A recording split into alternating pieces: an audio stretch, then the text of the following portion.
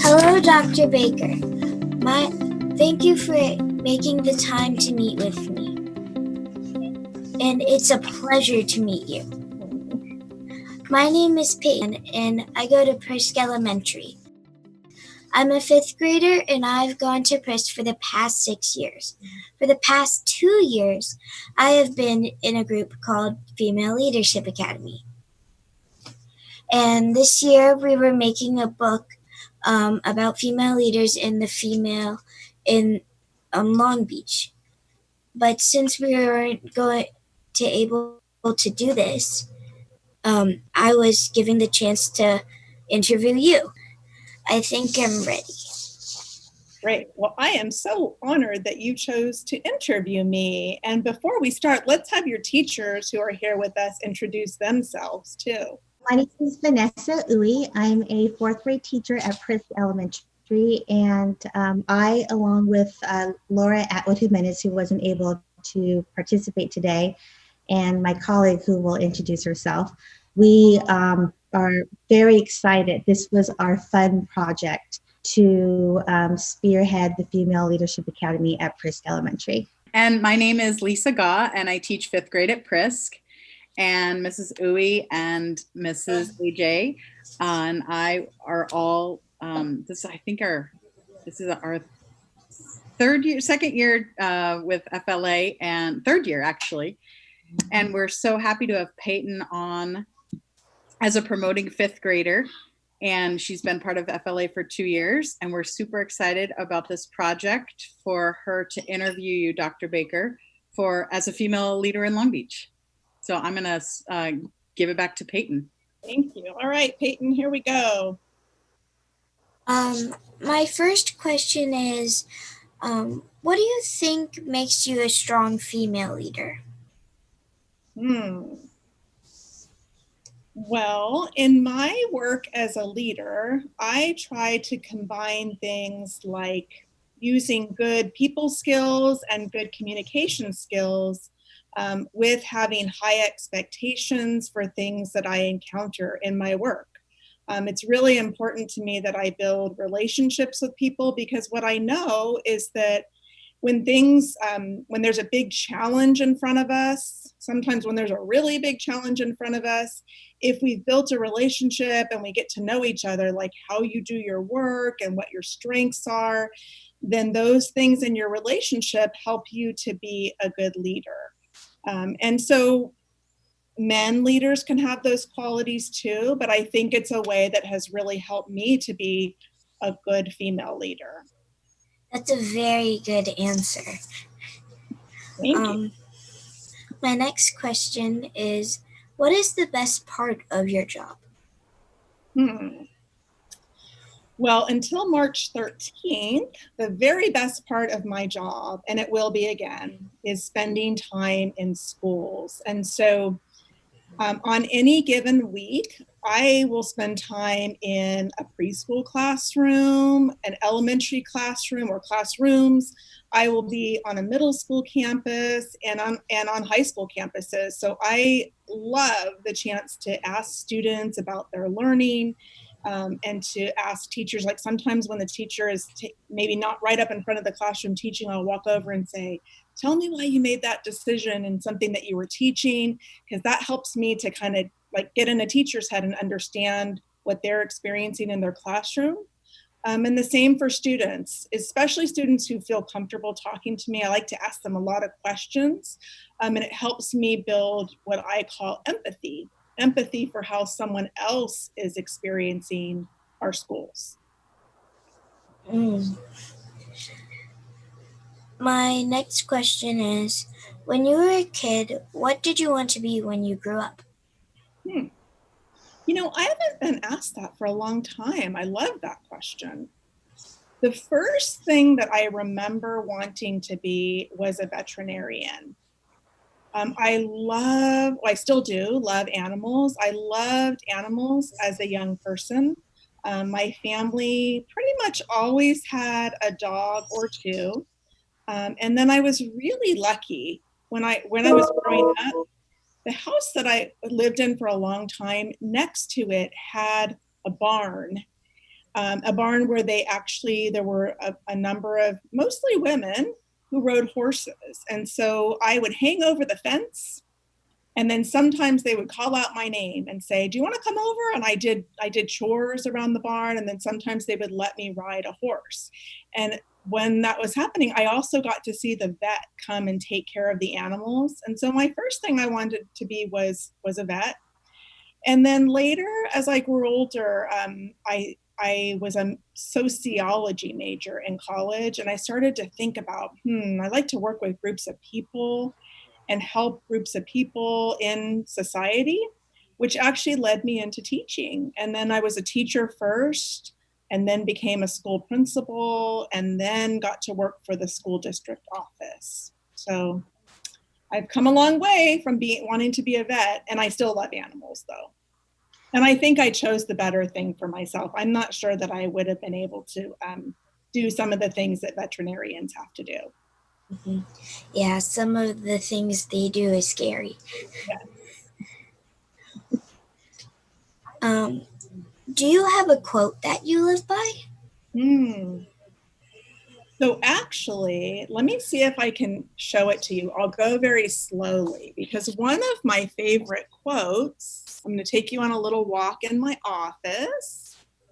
I'm not sure you can read it. It's actually, you'll probably see it up in that light. Oh, you can see it a little bit behind me. So that quote says, education is the most powerful weapon which you can use to change the world. And it's a Nelson Mandela quote. I love the legacy of Nelson Mandela, and I love thinking about how powerful education is for every single person.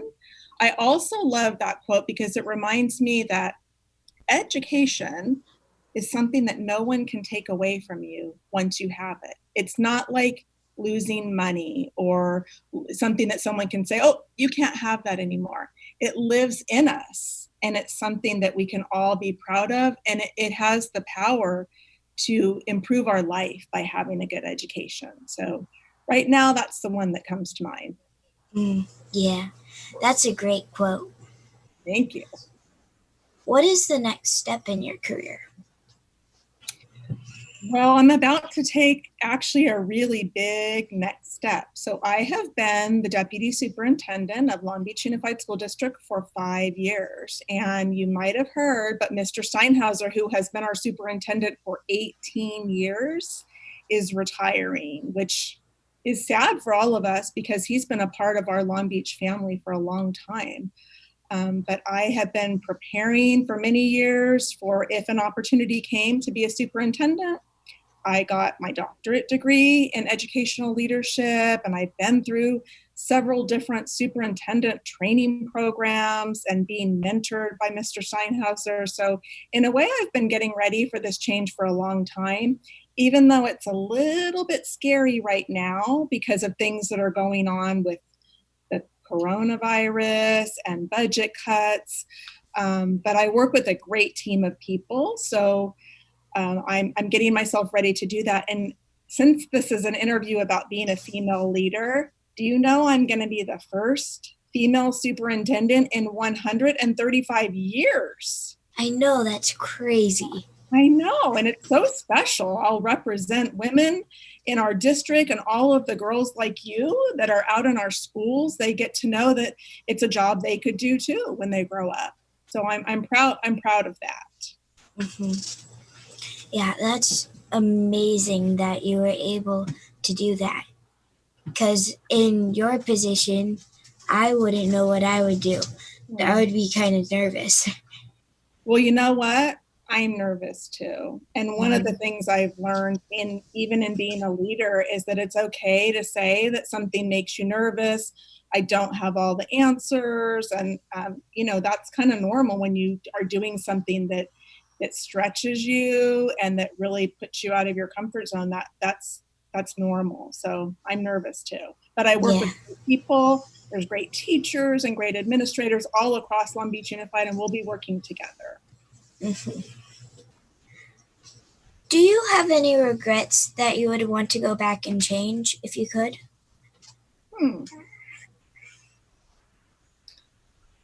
Actually, I don't think I have regrets. What I will say is that the more that I've grown up, the more I try to think of everything as a learning experience. So instead of saying like, oh, that was bad, or I really, don't like the experience I had, I say, what should I learn from that? Even when something feels like failing or like I did it wrong, instead of getting really hard on myself, I try to turn it into what will I remember the next time?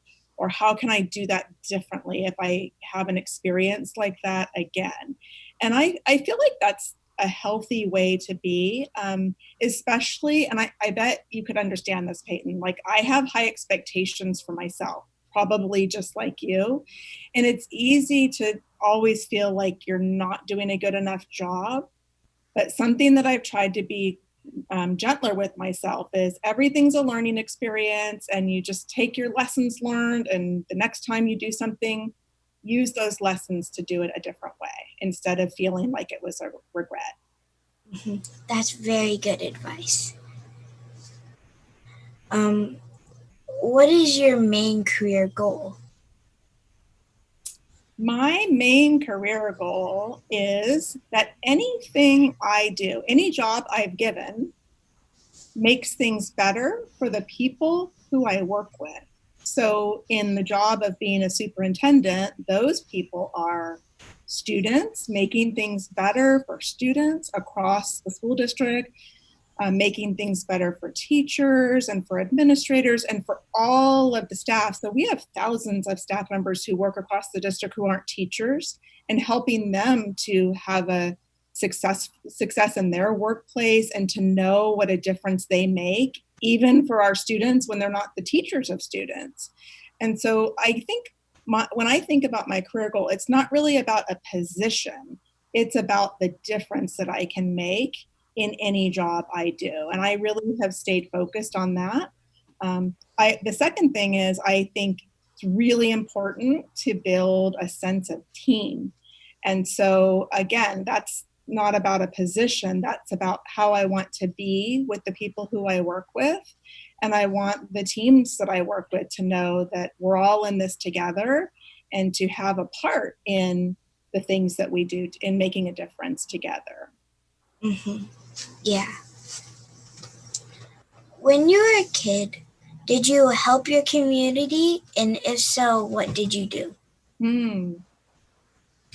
So I do remember that my mom did a lot of volunteer work in the community. And many times I wasn't doing things by myself, but I was doing things with her.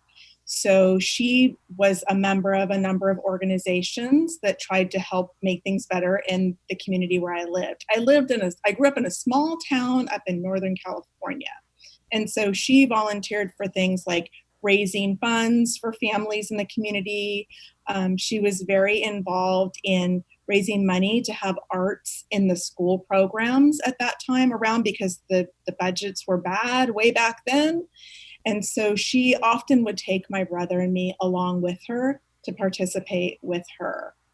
Probably the first time that I remember doing things really on my own was doing some volunteer work in high school with some clubs and things on campus where we were raising money and volunteering.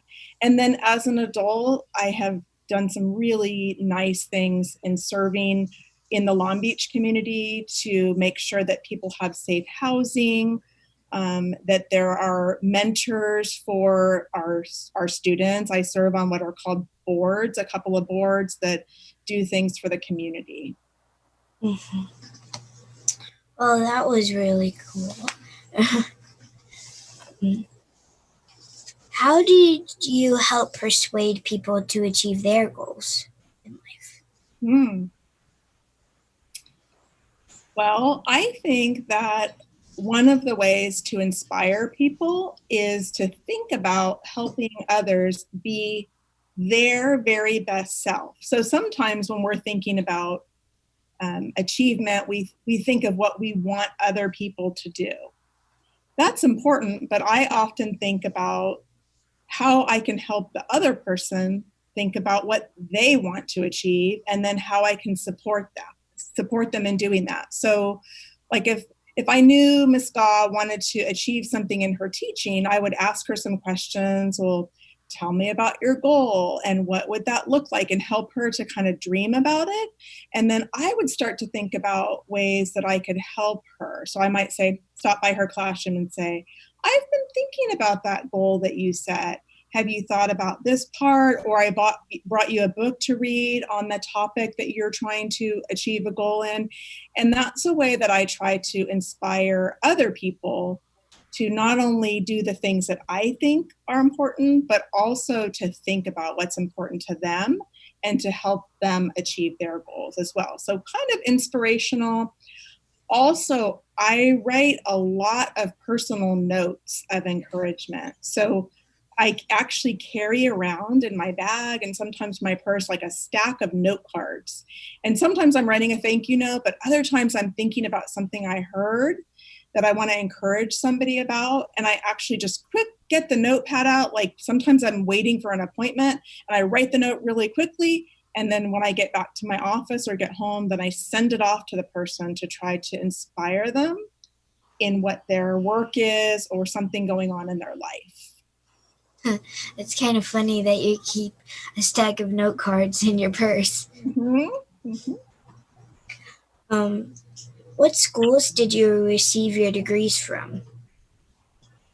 So I did my undergraduate work at University of California, Irvine, and I lived on campus at, we call it UCI. UCI, I was an anteater, that's their mascot.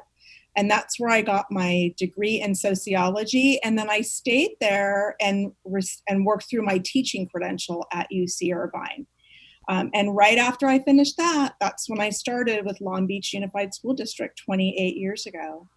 And then after I was a teacher for a couple of years, I was thinking, I love to learn. What do I want to learn more about? And one of my colleagues said, I think you should look at the master's degree program at Cal State Long Beach. It's something you could do after work. So I kept working as a teacher and I got my master's degree in educational leadership at Cal State Long Beach. And then I became a principal with my master's degree. It was in educational leadership, which also has an administrative credential. And then once I was a principal, someone said, I know you love to learn. Would you want to go back to school? And I ended up going to USC to get my doctorate also in educational leadership. So now sometimes I'll tell you a funny story. It's probably funnier to the adults than it would be to you, but sometimes when the phone rings at my house, we like to joke, which university is calling to ask for money tonight? Because universities they do a lot of outreach to their former students. And so now I have those 3 different places that sometimes will call or send things to say, will you make a donation to our university? So that's an adult story. It probably doesn't seem funny to you. No, I get it. That's really cool that you have 4 degrees. Thanks. I bet you will too someday. Maybe. How do you cope with pressure? Yeah, I actually have a lot of pressure in my job. So a few of the things that I do, first of all, I try to have some kind of balance in my life. I love spending time with my husband, and I have a grown-up son who's a college student who I make sure that I have time during the week to talk to both of them. And before the YMCA closed, my husband and I have kind of a nightly routine of I come home and sometimes I'm not home until late, but we have a little bit of rest time and then we go and do our exercise. My favorite kind of exercise is swimming laps. And that's something that I rediscovered a few years ago as an adult. And now it's my very favorite thing. And I can swim for about 50 minutes straight. And that really helps me to manage the stress. During the day, when I have stressful things, sometimes I think about breathing and kind of having like I know sometimes we call it like a mindful minute where you'll take a few breaths. Sometimes I'll close my eyes and pray for a minute. And sometimes I just use self-talk. Like I'll say, just think about that. That feels stressful, but you've got this.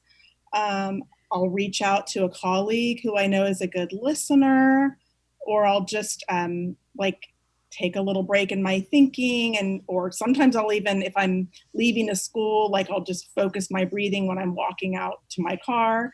So just a lot of like just trying to be very aware of how I feel, and not get overwhelmed by some of those feelings, because I do have a lot of stress in my job. Mhm. Yeah, I can imagine.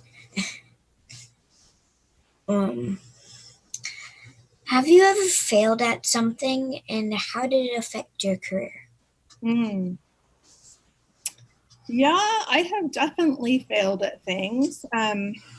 I've had, like, I can think of some presentations that I was making, and a couple times where like I almost lost what I was thinking about. Like you would say, lost your train of thought, and then was standing in front of a group of people thinking like, what am I even talking about? I've had times where like I had to make a decision and I knew that people weren't all going to be happy with it. And then after the decision was made, I've had to like either take it back or change the decision. And so, yeah, I definitely, there are times when things don't feel good in the work that I have to do. But I also think, especially as I've gotten more mature, I try to think about those, like we were talking about regrets before, that failing, they'll say like fail fast or fail forward. Like failing is just kind of part of learning. And I really do believe that I have grown in times that I've failed about something or failed in something, that I just, once you're through it, even though sometimes it doesn't feel good to have a failure, that it doesn't last that long. And if you just take it as a learning experience, pretty soon you kind of forget that you failed and you're on to the next thing. I've lost my train of thought plenty of times. Yeah. Now I have two about COVID-19. Okay. So the first one is, how have you been handling everything that is going on with COVID-19? Right. So COVID-19 has been such a difficult experience for all of us. I'm sure your teachers and your mom have talked to you about that, because one of the things that's so hard about this time is it's like no other time that we've experienced. So usually even when something really hard is going on, we kind of know the details and we know how to like make sense of it. And because this is such an unknown time with all of the medical information and kind of like things change on a daily basis, it has been really hard for us. So some things that we've been doing, first of all, being a really good team. And I work with a group that's been coming to work every day because we're essential workers. So we've been in our administration building. We get together several times a week. We've been telling stories to one another and allowing ourselves to talk about what's hard. And then I think something that's been really kind of a challenge for us is we're trying to handle what's happening right now and be good decision makers about all the things that are happening right now. But we've also had to work really hard on thinking about what school's going to be like next year. And so it has required us to be very uncomfortable and to not know all the answers, and to really, in a way, we have to go slower than we're used to going. We have to ask lots of questions. We have to trust people that we normally don't have to work with. For example, the health department in Long Beach, Dr. Davis, she's in charge of all the information about COVID-19 in our city and helping us to make decisions about safety and about school. In the past, we have had interaction with Dr. Davis, but we haven't needed her as much as we need her now.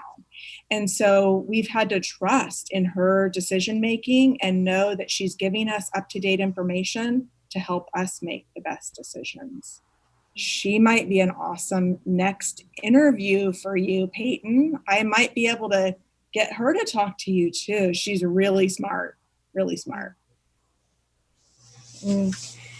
Is she like a doctor? She is. She is a medical doctor, and she has training in the kinds of things that health departments need someone to have training in. So knowing about, like, and this is kind of fancy, but like the spread of communicable diseases, that means how things like move in a community. How do things spread in a community? She knows all about the different parts of our city and the things that are more difficult in some parts of the city, like asthma is more prevalent in some parts of our city. So she knows all kinds of really smart stuff. And guess what? She went to Poly High School. So she's an alumni of Long Beach Unified School District. She did? Mm-hmm. Cool. Yeah. For my next question is, how do you find the time to create the videos about COVID-19 and all the stuff going on in the district? The very first day that we had to close our schools on March 13th, you know what I remember? Feeling so bad and wondering to myself, like my heart, I'm touching my heart, just thinking, how can I connect with our teachers and our staff members and families who this has never happened to? And so I'll tell you a little story. On that day, I was thinking, well, maybe I should do a video message, because at least that would be a little more personal than just writing a letter. So the first day when that was all happening, it was crazy, right? The night before, we didn't think we were going to have to close schools. And then the morning of, things were changing, and we had to make that decision. It was so crazy. Right. It was crazy.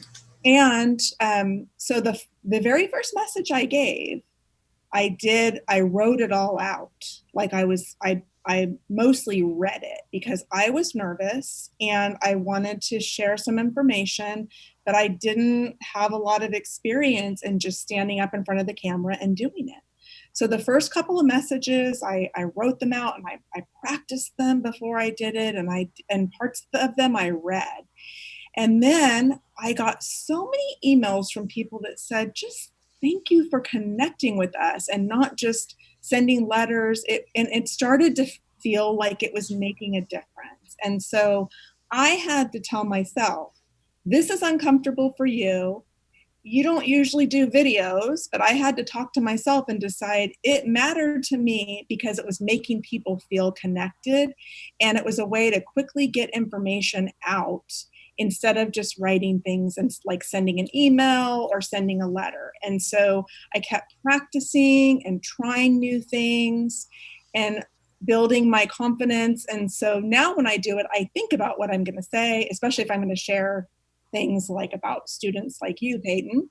I kind of make a list, but now I just do it. I plan it, but I get up and do it, and it feels much better to me. So I have learned a lot since March 13th in how to just use video as a way to connect with people.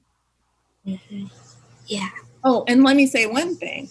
We are so lucky in Long Beach Unified School District. We have a team of people who they know all how to do the videoing and cameras. And so we make a schedule. And when Dr. Brown does a Wig Wednesday, hopefully you've seen Wig Wednesday, we usually use my office, and they come and bring all their kit of the camera and the microphones.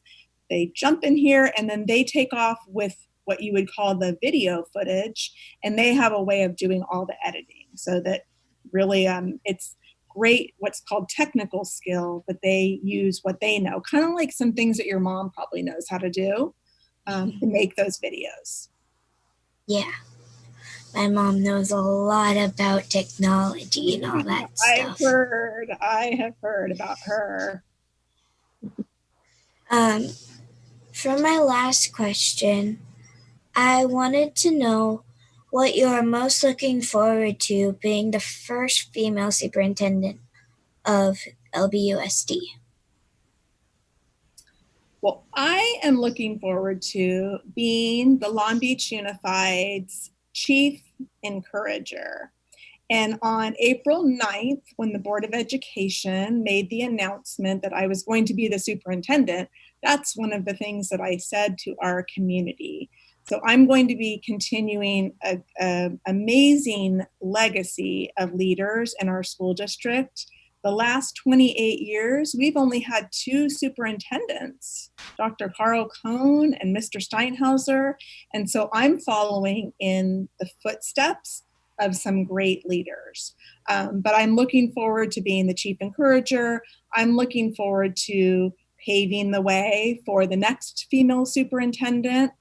And I think it's not only important for girls to have a role model in a superintendent, it's also great for boys to know that it's a job that a female leader can do too. Just like it's neat for my son to see me in a leadership role. So it will be lots of firsts in the next year. I'm looking forward to inspiring people to be great teachers and great leaders. And I'm really looking forward to getting out into the schools when we reopen and talking to our students about their hopes and dreams for Long Beach Unified, because we are going to have a great chance once we get through COVID. We're going to have a great chance to build the next generation of young people and to encourage teachers and leaders and other staff members in our district to just be great in their jobs. Could I tell you something? Please. My mom was so happy when you got the position. That is so sweet. Did you watch the video? Mm-hmm. Oh, that makes me feel really good, and that's fun. Mm-hmm. That's been a very sweet part of this time. Yeah. Mm-hmm. Peyton, you are like a professional interviewer. I think I see 2 very proud teachers on my screen who are just like super proud of you. And I'm serious, you are like a professional interviewer. So here's an idea. How about if I get some questions together, and maybe you don't want to do it by yourself, or maybe you do, but how about if I think about the questions that I want to ask you about being in the Female Leadership Academy, and we make a next appointment for me to interview you? Okay. Would you do it? Sure. Okay. I would love to. Great. Well, I will be working on that. And then I can't wait till your project is finished, because let's just plan for a way to feature the project through our district, whether that's on our social media or coming to a board meeting and sharing the project. We're going to find some really special way for you and your teachers to share the work you're doing. Okay? Oh, yeah. Great. All right. Well, thank your mom for helping us to be ready with the technology. And thank you all. Thanks to Miss Uwe and Miss Ska. Thank you so much, Dr. Baker. It was such a pleasure. Thank you. Thanks for helping us, Alyssa. I appreciate it. It's of nice course. Thank you so much. Thank you, Dr. Baker. I can see the teacher in you, and you're a phenomenal teacher as well. And I look forward to seeing you as a superintendent. Thank you. Thank you, Vanessa. Thanks, Lisa. Makes my heart happy to see all of you. Really, it does. So take care of yourselves, and I'll be back in touch with the next date to turn the tables on you, okay? And I'll ask you some questions. Got it. Okay. Fantastic. Did a great job. Thanks, you all. Thank you. Have a great day. Take care. Bye-bye. Thank you.